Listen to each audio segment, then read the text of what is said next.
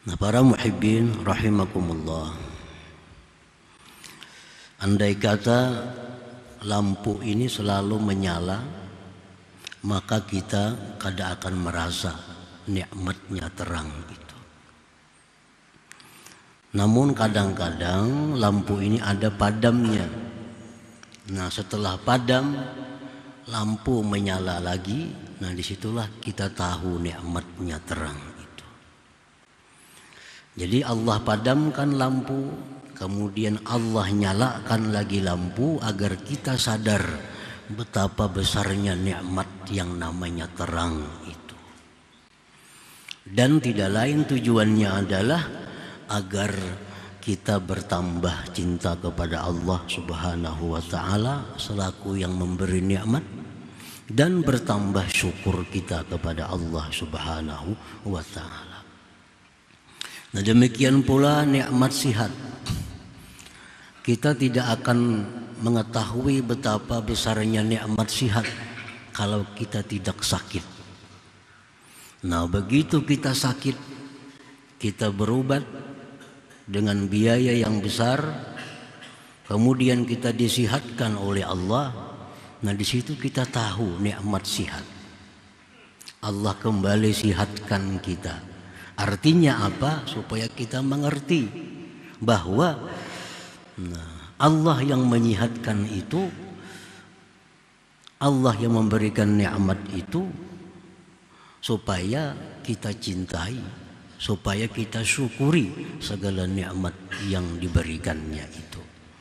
Jadi setiap datang musibah kepada kita, setiap datang sesuatu yang tidak menyenangkan hati kita, tiada lain adalah maksud Allah agar kita sadar bahwa betapa besarnya nikmat afiat, betapa besarnya nikmat taat, betapa besarnya nikmat kekayaan yang diberikan Allah kepada kita.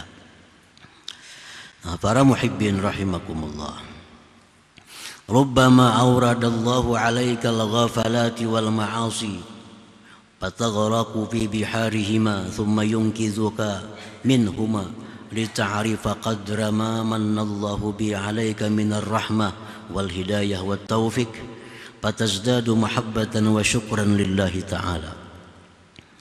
Kadang-kadang Allah Subhanahu wa ta'ala mendatangkan atas kita kelalaian, kemaksiatan. Kadang-kadang kita lupa kepada Allah. Kadang-kadang kita berbuat maksiat, menantang Allah. Allah datangkan kepada kita maksiat, kelalaian. Kita tenggelam dalam lautannya, lautan maksiat. Kita tenggelam dalam lautan kelalaian. Nah, kemudian Allah selamatkan kita. Allah selamatkan kita dari keduanya itu, kelalaian dan maksiat. Diberinya kita tobat. Nah, agar kita mengenal kadar nilai sesuatu yang Allah berikan atas kita daripada rahmat, hidayah dan taufik Allah. Selama kita taat, kita kadang mengenal apa itu hidayah Allah. Selama kita taat, kita kadang merasa nikmat taufik Allah. Nah, begitu kita jatuh dalam maksiat, jatuh dalam kelalaian, di waktu yang berikutnya Allah selamatkan kita. Kita kembali bangkit jadi orang yang baik. Nah, di situ kita kenal hidayah Allah. Di situ kita kenal taufik Allah Subhanahu wa ta'ala. Nah, maka dengan itu bertambahlah cinta kita kepada Allah, bertambah syukur kita kepada Allah Subhanahu wa ta'ala. Jadi itu tujuannya. Kita sakit, sihat, bertambah cinta mestinya kepada Allah, tambah syukur. Nah, dahulu kita sakit, miskin, kada berduit, sekarang mampu. Nah, hendaknya tambah cinta kepada Allah, tambah sayang, tambah syukur kepada Allah Subhanahu wa ta'ala. Nah, para muhibbin rahimakumullah, Ibtila'ul abdi bil ma'siyati taratan yakunu tarda wa taratan ta'diba wa taratan taqriba. Dibalakannya seorang hamba dengan maksiat. Maksiat itu bala, disebut bala. Apabila orang jatuh dalam maksiat berarti dia kena bala. Kena bala. Karena bala bukan arti jasmani, tapi yang kena bala itu rohaninya. Orang yang jatuh dalam maksiat itu rohaninya kena bala. Dibalakannya seorang hamba dengan maksiat kadang-kadang itu pengusiran dari hadrat Allah. Nah, orang yang berbuat maksiat itu bisa diartikan merupakan pengusiran Allah terhadap dia daripada majelis Allah. Orang yang berbuat maksiat itu bisa merupakan pengusiran daripada istananya Allah. Jadi bila kita tuh berbuat maksiat, sebenarnya kita diusir dari istananya Allah. Kita diusir dari majelisnya Allah. Kita dikeluarkan. Macam Nabi Adam alaihissalam, begitu beliau makan buah khuldi, beliau diusir dari surga, turun ke bumi, tempat yang paling hina ini. Nah demikian kita, bila kita berbuat satu kemaksiatan, sebenarnya kita diusir dari istananya Allah, diusir. Cuma kita kadang terasa karena kita sudah berada di dunia. Andai kata kita berada di surganya Allah, kita berbuat maksiat, langsung diusir oleh Allah. Tapi karena kita sudah berada di sini, di dunia, berbuat maksiat, kadang terasa bahwa kita semakin jauh dari Allah Subhanahu wa ta'ala. Jadi maksiat itu kadang-kadang pengusiran. Wataratan ta'diba, maksiat itu kadang-kadang pendidikan. Wataratan taqriba, kadang-kadang maksiat itu bisa mendekatkan diri kepada Allah. Jadi maksiat itu membuahkan tiga.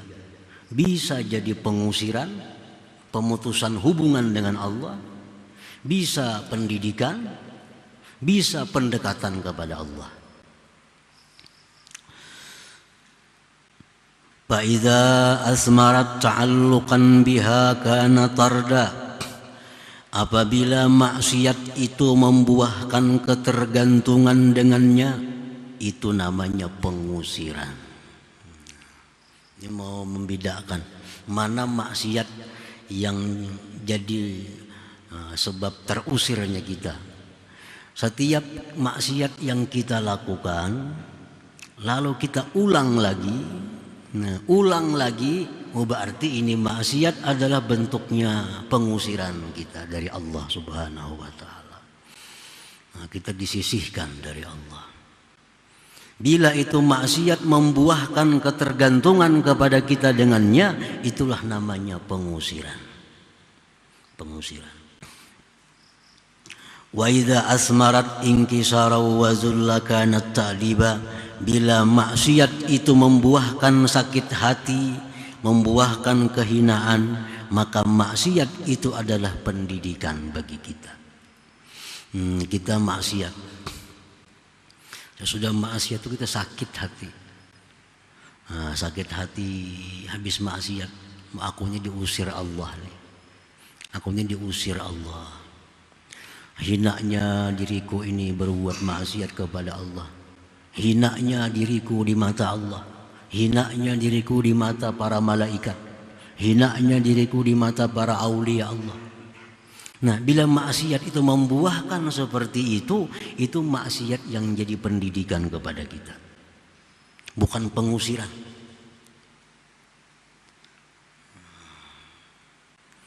Wa idza asmarat inabatan kanat taqriba, apabila maksiat itu membuahkan tobat kepada Allah, maka itulah maksiat yang mendekatkan kita kepada Allah Subhanahu wa taala. Jadi orang dengan maksiat bisa jadi dekat dengan Allah. Kayak apa caranya? Tobat. Begitu maksiat langsung ingin tobat kepada Allah, maka maksiat tadilah yang menyebabkan dia semakin dekat kepada Allah Subhanahu wa taala. Nah, para muhibbin rahimakumullah. Jadi di antara tiga itu pasti ada di antara kita ini. Ada orang yang berbuat maksiat, ketujuh, rami, isuk ia pulang. Isuk ia pulang. Oh, ini jelas sudah, ini orang sudah terusir dari hadrat Allah. Dia jauh dari Allah. Jauh dari Allah. Allah kadang menghiraukan lagi. Berdoa kadang dikabulkan Allah. Khusyuk sembahyang dicabut oleh Allah. Lezatnya ibadah hilang pada dirinya. Tanda orang yang diusir oleh Allah. Kalau jauh mencari tandanya, apakah kita termasuk orang yang dekat dengan Allah? Termasuk orang yang diusir oleh Allah? Bila kita beribadat nyaman, tenang, oh, Allah masih dekat dengan kita. Bila beribadah susah, beribadah panat, beribadah uyuh, tanda kita jauh dari Allah Subhanahu wa taala. Nah, para muhibbin rahimakumullah.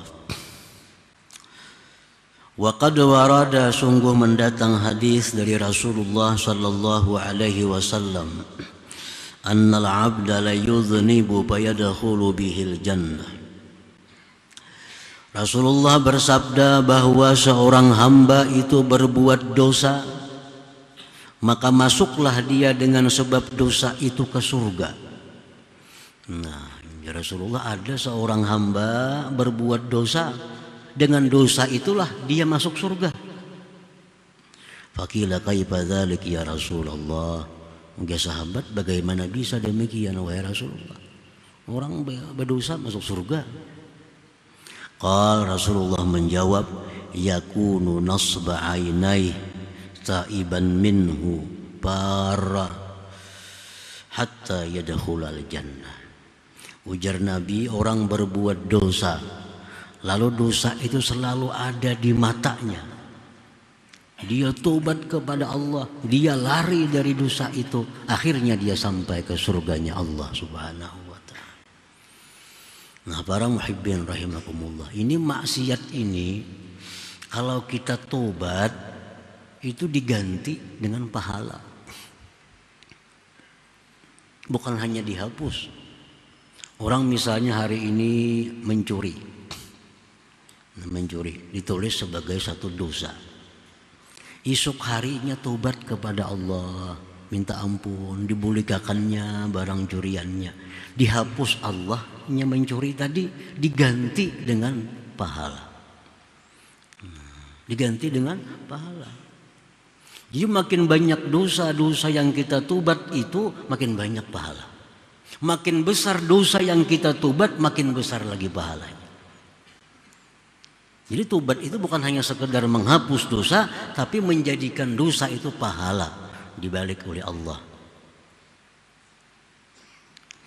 Nah, jadi ada orang berbuat dosa masuk surga.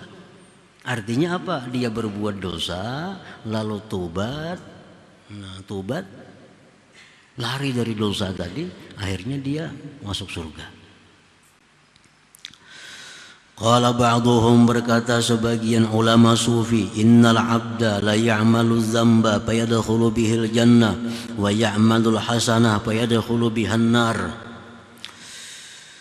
Sebagian ulama sufi berkata bahwa seorang hamba berbuat dosa, maka masuk surga dia dengan dosa itu. Dan seorang hamba berbuat kebaikan, maka masuk neraka dia dengan kebaikan itu. Ada orang berbuat kebaikan masuk neraka, nah berbuat dosa masuk surga. Qalu wa kaifa dzalik? Bagaimana yang demikian itu? Qal, berkata ba'duhum tadi, ya'malul khati'ah fala tazalu nasba 'ainai kullama dzakaraha baka wa nadima wa taba wastaghfara wa anaba ilallah wa dhalla lahu wankasar wa amila a'malan fatakunu sababar rahmah fi haqqih.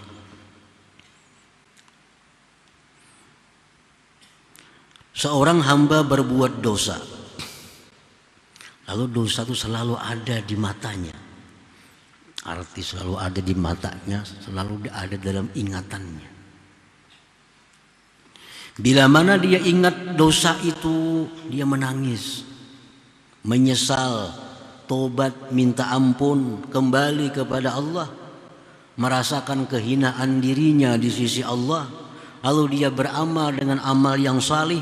Dengan sebab itu dia dapat rahmat Allah Subhanahu wa ta'ala. Ini dosa yang membawa surga. Dulu pada pencuri, perampok, penzina, pemabuk, dulunya bila ingat dunia menangis kelakuan bahari. Ingat menangis, menyesal, minta ampun kepada Allah. Nah, demi itu aja mati akhirnya masuk surga.